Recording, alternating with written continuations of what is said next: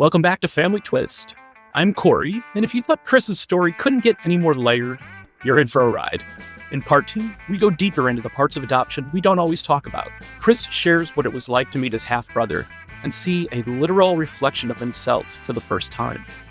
We explore his complicated relationship with his birth father, who spent years in and out of jail, and what it took for them to reconnect, rebuild, and find real healing. You'll also hear the powerful, emotional phone call Chris had with his birth mother, a raw conversation about separation, grief, and gratitude.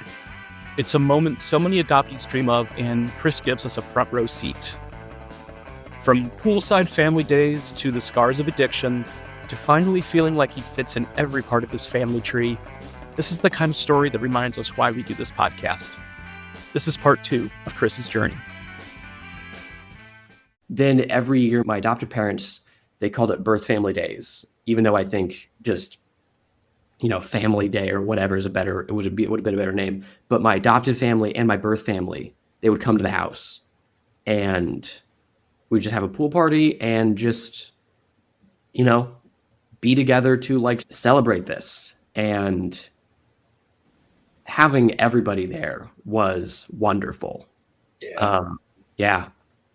Did your adoptive parents have any other children? No, they don't. Yeah. No, So yeah, I feel like having been raised an only child, Mhm. and kind of always hoping that someday I'd find, biological brothers, sisters, that sort of thing. That would just have made me so happy, at that point in my life. So I'm glad you got to experience that. Yeah, me too. And I do have siblings from both my birth parents. I have 3 half siblings from my birth mom, and I have 1 half sibling from my birth dad. The oldest of the siblings, he's 2 years younger than me. And so he's basically been around. I've always had a brother. Right. And him and I are extremely close. That's We're wonderful. extremely close. That's good. Mhm. Because your family kind of came together, both sides, so early on, and it just had to be like a normal thing for you. At what age were you when you realized what a unique situation this was? I don't know if I remember when it was. I think once I started to meet other adopted children, that I realized, I'm different. This is unique. I had a friend who, I believe she's Black, and she was adopted by a white family. And I don't think she knew her birth family. And I remember thinking, oh, okay. Interesting that I know my birth family. And then I had a friend growing up who was later told that he was adopted when I think we were in 5th grade. And I remember thinking, there's another difference of how my situation is unique. And I also didn't have the, oh my God, I didn't have all of that so many people do. And I also don't have, because my adoption was a private adoption. It didn't go through an adoption agency. They just had a lawyer to sign the paperwork for the adoption and given the rights, the parental rights being given to my adoptive parents. So because I didn't have to go through an adoption agency, I don't have any of the there's those horror stories you hear of adoption agencies that I had no idea that existed. I thought adoption was always a wonderful, beautiful thing. And then I learned, it's a lot murkier and gray than I thought, especially thinking about foster care as well. I had a friend for a long time who went through foster care for many years and then was adopted later as a teen. And just the complete differences I realized how lucky I am. Yeah, I think there are beautiful stories about fostering, but I think because of the financial implications that sometimes involved, it can be different for the children. It definitely can. And I feel happy that I never had to be, I don't know that bounced around is the correct phrase, but that's what came to mind. I'd been with my parents since I was 2 months old. It just was the way it was. I was relinquished by my birth mother at the hospital. I was in one orphanage for the first, and then in a separate one for the second month. And it was there that my parents came to get me. And they knew about me from before because of the red tape and things, it took Mm. long for them to physically get custody of me. Yeah, I'm glad I didn't have that experience. I think that would have increased the kind of separation trauma that I experienced because my adoptive parents, like, they took me home from the hospital Yeah. and they were there at my birth. Yeah. And they actually were in the room when I was born, which must have been just the most wonderful experience to Yeah. actually be there for your child Yeah. to be born, even though he isn't biologically yours. Right. Yeah. After my mother passed away, my adoptive mother, my dad would tell me as I got older, he Mhm. said, the only thing your mother ever regretted were those first 2 months where she wasn't able to be with you. You know, I think Yep. about how special that time for your parents, for instance, what a bonding experience. It's just wonderful for all three of you to get to experience that. Yeah. Yeah. Mm. I think people don't often think about how important those first few moments, or months in my case are, that, just, and how my parents always felt kind of like they'd missed out, Yeah. Yeah. My mother said, "Oh, I wish so much I could have been there when you were," Yeah. The closest I can get is wishing that I were in the room when our dogs were born. Like but I get the concept. Mhm. Well, and I think it makes me think of we decided to move to California while my sister was pregnant with the first grandchild. Mhm. And it was very important for me to be there, not leave for California before she was born. Mhm. And so I literally went from my work farewell party that went into the wee hours of the morning to the hospital. I was the fourth person to meet my niece, Sam. Oh, wow. And it made just something about that initial bond that, like, we're super close now and have always been, even though I've never lived in the same region as her. Mhm. We're super close. And yeah, I think there is just something special about those very first moments of being able to bond. I think so too. So, Chris, how open have you been able to be with your birth mother about your experiences with therapy and primal wound and having those feelings? I called her a couple weeks ago and I wanted to talk to her about this because I had had kind of very open conversations with my birth dad, especially as I'll talk about that part later. We'd never fully talked about the separation, what her experience was like after I was born, the feelings of wishing I could have been raised by her. We talked for over an hour about this on the phone, and it was really healing just to have that conversation with her and be open of, a part of me wishes you could have raised me, but I also wouldn't change anything because I had the best experience with my parents. I was also not a tough child to raise, but I needed a lot of tender loving care, very gentle parenting that being a single mother at 18, don't think she would have been able to give me. Even though she is a fantastic mother to my siblings, yeah, I just needed more. Maybe part of that is because I was adopted. Maybe I wouldn't have needed as much if I hadn't been. Having that conversation with her and being like, thank you for doing this. But, acknowledging that loss. Mm-hmm. Yeah. For both of us to actually say it to each other. Yeah. Yeah. That's huge. That's huge. And it shows grace on your part. I can't imagine how good that made her feel, like that it was the right decision. That matters a lot. I do wonder sometimes about my birth mother, what she thinks, because there are moments when I think about her two daughters, whom I love so much. I think, God, wouldn't it have been cool to be raised with them? But then to your point, I wouldn't be me because I wouldn't have been raised by the Austins.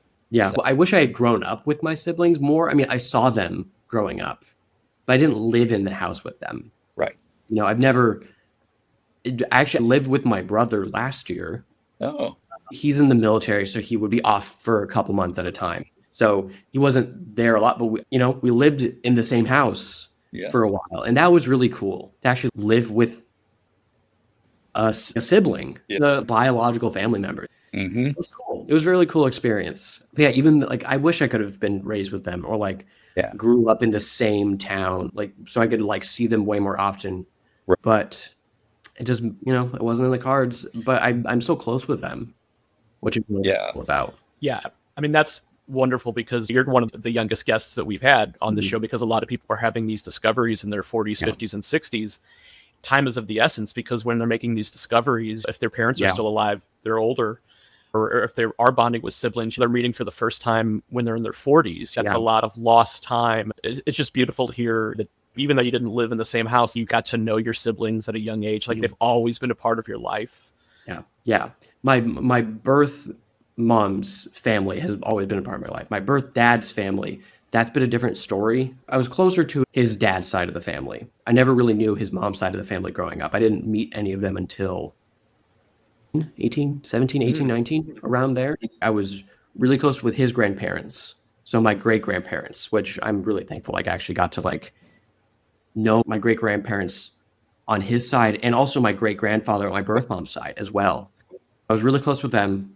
And I'm also really close with his aunt and uncle. His dad, my grandfather,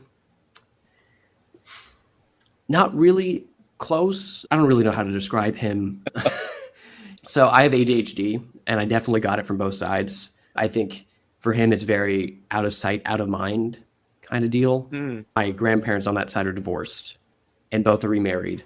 And so he's very involved with his stepchildren and his step-grandchildren's lives. But his wife sets all that up. They live near them. So I think that facilitates that more. So it just, I think he just kind of forgets to call or forgets to reach out or does that except for birthday and Christmas, which, I mean, they're 6 days apart. So not hard. So not really close. I mean, there's love there, but it's different. It's different. But my aunt and uncle, my great aunt and uncle, they're more like my grandparents. Which I love them so much. I'm really thankful to have them in my life. My birth dad was in and out of my life for a very long time because he was in and out of jail for drugs and alcohol. I didn't know that he was in and out of jail until I was old enough to have that conversation. I'd be like, where's my, where is he? I missed him. And my mom would just be, he lives far away. He'll come visit when he can. My adopted mom would write to him they would write letters to each other while he was in jail. Wow. Sending him updates about me, all these things. When my great grandmother passed away when I was 13, I believe, I was 13 or 14. He was out of jail. He was at the funeral.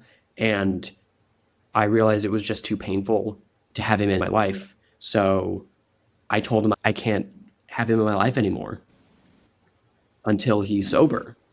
And I never thought that was going to happen. Never thought. And that was really tough, not having him in my life and having to make that decision just because it was too painful. And I think some of the primal wound, abandon issues I have can also be traced to him kind of being in my life for a long time. And I had a lot of anger as well about that.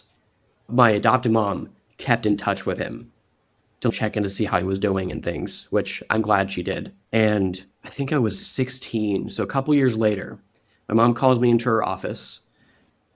And I go and I sit in the chair and she's like, I have something to tell you. And I'm like, okay, what are you going to say? And she's like, well, you have a brother from your birth dad. And he's a year old. Wow. And I'm thinking, oh, God damn it.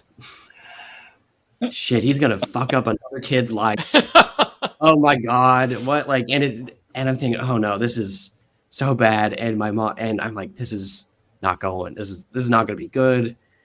And she said, well, actually, he's in rehab right now. And I thought, oh, well, let's see if that works. Very just flippant because there was so much anger. Yeah, and you're 16, Exactly, I was 16.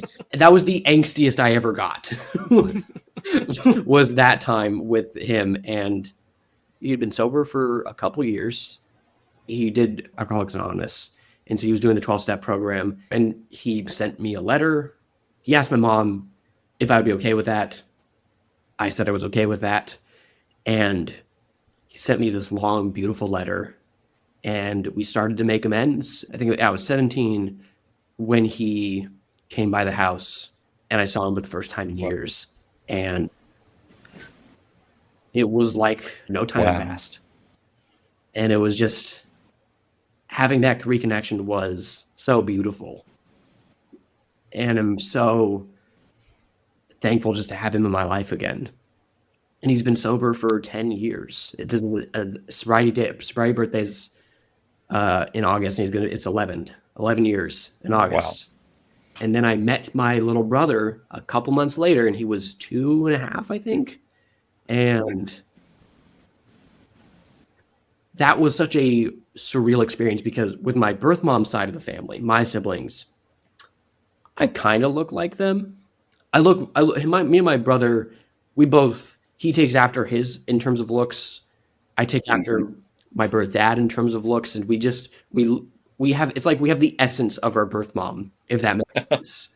Yeah. Like in coloring, kind of like some side glances and things. And my other two siblings for my birth mom,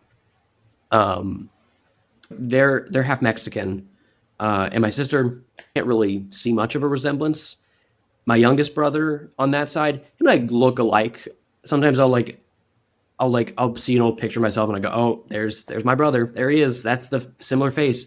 But oh my God, meeting my youngest brother from my birth dad, it was like we're twins. It's creepy how similar we are in terms of looks, in terms of personalities, in terms of interest. It's freaky how similar we look. He just looks like a shorter, darker haired version of me. And it was really weird seeing how my adoptive parents interacted with him, because it was like, it's how I assume they will be when I have children, but it was like them seeing me as like a 2-year-old again. Oh man. Wow. So weird. It was weird. But it's really cool. And he's a cool kid. He's great. He's 11 now. 10. Wow. Yeah, turning 12. It's just really cool having kind of them all in my life. And when my birth dad got sober, that was when I connected with his mother's side of the family.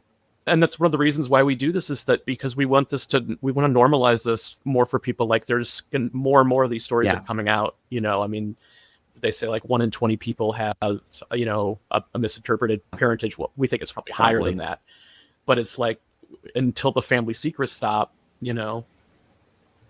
it's going to be that, dirty little secret kind of thing. My adopted be much, no secrets, no family secrets. Everything's out in the open. Or something like that. Mm-hmm. Like when I did Ancestry, I was thinking, oh man, I can't wait to see if there's any discover something. And obviously there was nothing. I knew everything. I knew my ancestors came from Europe, all these things. So I had a very boring results. And I was thinking, I kind of wish there was something, But I'm glad I didn't find other siblings or anything. But I think because I'm adopted, I was expecting something, and there was nothing. Well, my brother Chris, who's my father's son, we always joke about the fact that Dad was so prolific, I think is the word we like to use, that there might be other ones out there that we just haven't found yet. Yeah, because I guess every pack of condoms he supposedly bought were faulty, because he swears that he always used them. I'm like, yeah, in 1969 you were, no. I don't think was so. Like, do I need to explain to you how to put them on? Like, what a little late, banana. But Yeah, I was told to be like, hey, be very careful, because clearly it's in your genetics to, to have a kid. So thankfully, especially trying to be in be in grad school and get my PhD eventually, hopefully, would not be helpful. Would deter that completely. Yeah. So Chris, your youngest brother, when did he kind of come to the realization? When was he kind of told the whole situation? And because he's obviously old enough to understand. I don't know when he now, was, told about, me and everything. I mean, he was young enough told about me before we met. But So he was young enough to kind of, when he started to actually like have memories, to always know I existed and always know know about me. So I don't think there was a surprise with me for that, which I think is good. Like I would like, we went to Legoland when he was like 4, or like I go to I've got baseball games, or, I've gone to the house and we've played video games, all the stuff that, brothers do. Getting to experience that with him. Yeah. And also it's just so freaky that we just look alike that much. And a lot of he also has a lot of like the same anxieties that I do, of like being hesitant around new people, not wanting to try new things, kind of similar like meltdowns when he was young. And because my parents did such a good job with me and were able to get me out of those, like when I was having a meltdown, be able to distract me, to get me out of the situation or whatever. They did such a good job with me. I know exactly how to interact with him when he was that age. And his mom, I think he fell when we were at Legoland or something. He started to cry and I got him distracted about something. He immediately stopped crying. And his mom was like, "How are you so good?" Like, he's literally me. Yeah. Like if he does a DNA test, if we were, I don't know, 40% or whatever, I wouldn't be shocked. Which for a half sibling is like 20, is like 17 to like 30 something, I think. I wouldn't be shocked if it's more, just because of how similar it is. Similar we are. Yeah. That's so cool. Mm-hmm. And it's really cool. Well, definitely it's really cool to see, like, because I've been around my biological mom's side so long. I saw where I got all of like, certain things like my musical theater background comes from my great grandfather, right? Or like all my scientific interest comes from my maternal grandfather, and also on my birth dad's side. I was able to see like, oh, this is where I get all these things, or like my humor, all these things. And I got some of that with my birth dad's side, his paternal side, where I saw some things. But when I started to like get to know his mom's side of the family, it kind of, meeting them, it filled all the questions I ever had about anything, which was it was cool, because I had my birth mom's side, and then I now had both of my birth dad's sides. Mm-hmm. I'm going to go to the Christmas party this year. All extended family, like all my grandma's siblings, their kids, grandkids, like it's all big melting pot of big extended family. And it's really cool just to be able to be a part of that and go, oh, this is like the last place that I fit in. Yeah. Which is really cool to see. It's really cool. Yeah. It's like, oh, that's where I get, XYZ, or like certain facial feature or whatever. It's really cool that I actually I have all of that now fully. Of that. Yeah, that's awesome. That is awesome. Well, I definitely want to be mindful of everyone's time. Chris, I know that this is still very fresh and ongoing for you, so we really appreciate you being so open about this, because all these things are happening almost in real time. So we've started asking this last question to guests, that when you're going through the family feels and the anxiety and stuff, is there a musical artist or a song that you go to, which is going to be interesting since you've got the musical background? Me too. Not a lot of musical theater, like in terms of like it's mostly like soft rock, like classic rock, kind of like 60s, 70s, 80s, mostly like 50s to 70s, 80s. But Don McLean's song, Vincent. Yeah. Yes. Vincent. That song. Yeah. My adoptive grandfather, who like helped raise me, my grandmother, they watched me for the first 4 or 5 years of my life every day during the week when my parents would work. And for some reason, that song just attached to that. And that's how whenever I'm kind of family stuff going on, that one is a big one for me. Yeah. Yeah. Very cool. That's a good touchstone for sure. Thank you so much for coming on and being so open with us. We really appreciate it. Thank you for having me. It's been wonderful being able to talk about this and get more in touch with, other adoptees. And I agree. Yeah, and listening to your podcast has been, it's been such a gift.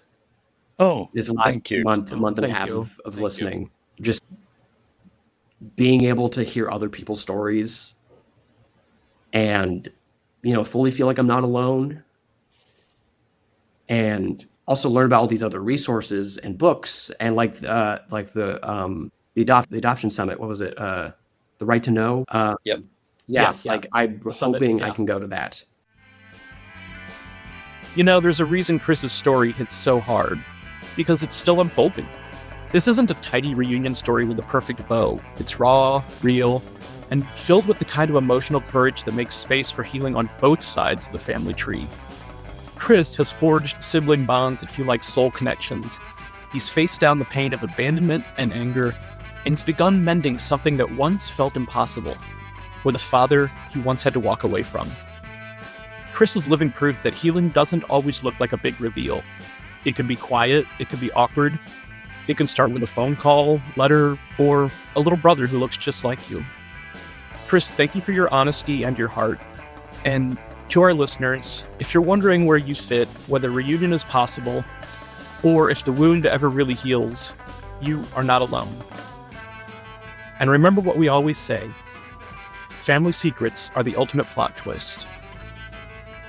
The Family Twist podcast is presented by Savoir Faire Marketing Communications and produced by How the Cow Ate the Cabbage, LLC.